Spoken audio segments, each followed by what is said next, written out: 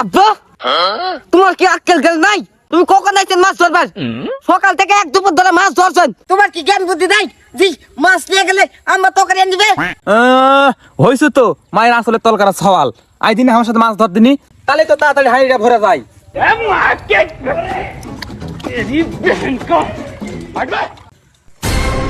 আব্বা মনে হয় পাইছি গো। ওই কি মাছ রে? মনে হয় চেং। ওই কি দেখছু? মার টান।